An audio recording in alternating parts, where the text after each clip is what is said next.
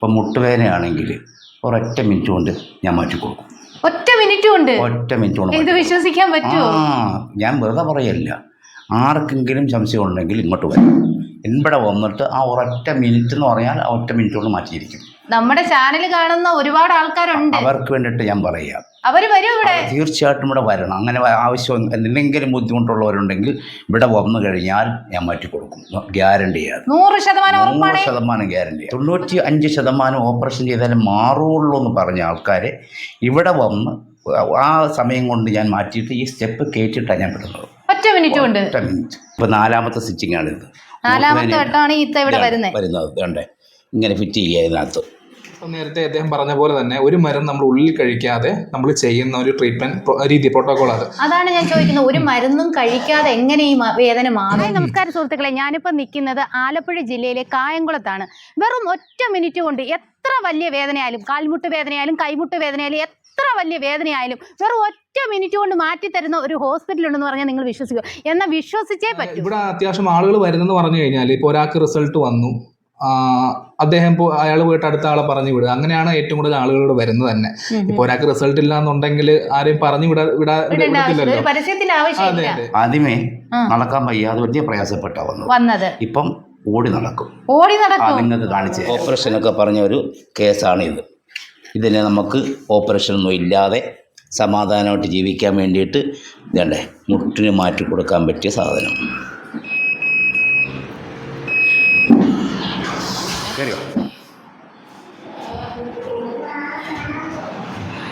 ഡോക്ടറെ, അപ്പം നമുക്ക് ഈ ഒരു ട്രീറ്റ്മെന്റ് എത്ര പ്രായക്കാർക്ക് വരെയാണ് ഡോക്ടറെ ഇങ്ങനെ ചെയ്യാൻ? 10 വയസ്സിന് മുകളിലോട്ടുള്ള കുട്ടികൾ, 10 വയസ്സ് മുതൽ മേളിലോട്ട് നമുക്ക് ഇത് ഉപയോഗിക്കാം. ഈ ഒരു ട്രീറ്റ്മെന്റ് ഉപയോഗിക്കാം. ഇതിനെ കുറിച്ചോ ഇങ്ങനെ ഒരു പരസ്യമോ കാര്യങ്ങളോ ഒന്നും ഞാൻ സോഷ്യൽ മീഡിയയിൽ എങ്ങും കണ്ടില്ല. നമ്മുടെ പരസ്യം എന്ന് പറയുന്നതേ വായാറുള്ള പരസ്യമാണ്.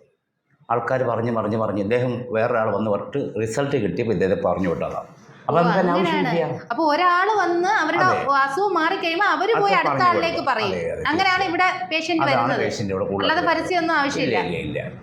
അവരുടെ അനുഭവമാണെന്നല്ലോ അവർ പറയുന്നത്. അപ്പൊ അതാണല്ലോ ഏറ്റവും വലുത്. നമ്മൾ പരസ്യം കൊടുക്കുന്നതിനേക്കാൾ ഓരോരുത്തരുടെ അനുഭവം പറയുമ്പോൾ അതാണ് ഏറ്റവും വലുത്. ഇത്രയും പഴക്കമുള്ള ഈ നടുവേദന 100% ഡോക്ടർക്ക് മാറ്റി കൊടുക്കാൻ പറ്റുമോ? തീർച്ചയായിട്ടും മാറ്റി കൊടുക്കാം. ഉറപ്പായിട്ടും മാറ്റി. എനിക്ക് വിശ്വാസമുണ്ട്. കാരണം എന്താ അറിയാമോ, ഒരു വിശ്വാസമാണ് നമുക്ക് നമ്മളെ രക്ഷിക്കുന്നത്. അപ്പൊ ഡോക്ടർ ഉറപ്പ് പറഞ്ഞേക്കാണ്.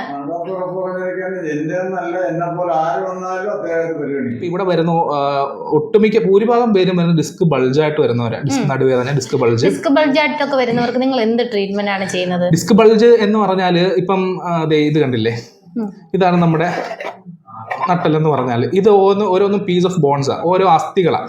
ഇത് യഥാസ്ഥാനത്ത് നിൽക്കാൻ കാരണം തന്നെ മസിൽസാണ്.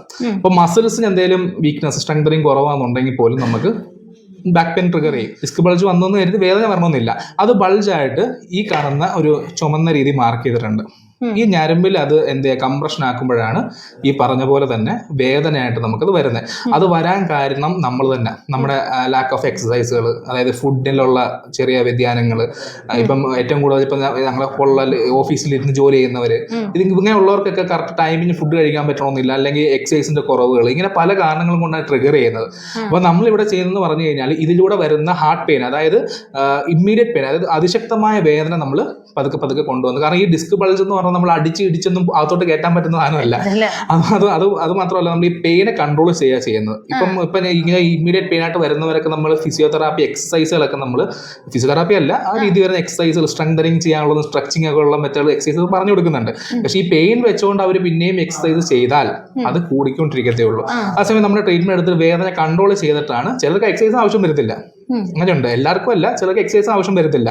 അത് മാത്രമല്ല, ഇവിടെ പറയുന്ന കാര്യങ്ങൾ A to Z കാര്യങ്ങൾ ഫോളോ ചെയ്യുന്ന ഒരു നിർബന്ധം എനിക്കുണ്ട്. കാരണം ഫസ്റ്റ് സിറ്റിങ്ങിൽ തന്നെ നല്ല വേദന മാറി എന്ന് കരുതി പിന്നീട് അത് വരത്തില്ല. അങ്ങനെ ഒരു കുഴപ്പമുണ്ട്. മെനക്കെടുത്തില്ല, വേദന മാറിയല്ലോ. ഒരു സിറ്റിംഗ് കൊണ്ട് എന്തായാലും ഇത് പൂർണ്ണമായിട്ട് മാറ്റിയെടുക്കാൻ പറ്റത്തില്ല. ഒരു സിറ്റിംഗ് കൊണ്ട് വേദനയുടെ ആ ഒരു കാഠിന്യം കുറയ്ക്കാനേ പറ്റും. എപ്പോൾ വേണേലും വരാം. ആ സമയം ഒരു 3 സിറ്റിംഗ് അല്ലെങ്കിൽ 4 സിറ്റിംഗെങ്കിലും കുറഞ്ഞെടുത്തിരിക്കണം. അങ്ങനെ എടുത്തു കഴിഞ്ഞാൽ പൂർണ്ണമായിട്ട് മാറും? തീർച്ചയായിട്ടും മാറും. 100% 100% ഞാൻ ഉറപ്പ് പറയുന്നുണ്ട്. അപ്പോൾ ഡോക്ടർ, നമ്മുടെ വീഡിയോ കണ്ടുകൊണ്ടിരിക്കുന്നവർക്ക് നടുവേദന, അതുപോലെ മുട്ടുവേദന, ഡിസ്ക് ബൾജ് അങ്ങനെയുള്ള കംപ്ലൈന്റ് ഒക്കെ ഉള്ളവർക്ക് ഈ ഒരു ഹോസ്പിറ്റലിലേക്ക് എത്താനായിട്ട് ഇവിടുത്തെ ലൊക്കേഷനൊക്കെ ഒന്ന് പറഞ്ഞു കൊടുക്കുമോ? തീർച്ചയായിട്ടും. നമ്മുടെ സ്ഥാപനം വരുന്നത് ആലപ്പുഴ ജില്ലയിൽ കായംകുളം കൊറ്റുകുളങ്ങര ഇടശ്ശേരി ജംഗ്ഷനിലാണ്. മജ്ലിസ് യത്തീംഖാന എന്നൊരു പള്ളിയുണ്ട്. പള്ളിയുടെ ഫ്രണ്ടിൽ 4ാമത്തെ ബിൽഡിംഗ് ആണ് നമ്മുടെ സ്ഥാപനം വരുന്നത്. സ്ഥാപനത്തിന്റെ പേര് അസീസിയ മെഡിക്കേഷൻ സെന്റർ എന്നാണ്.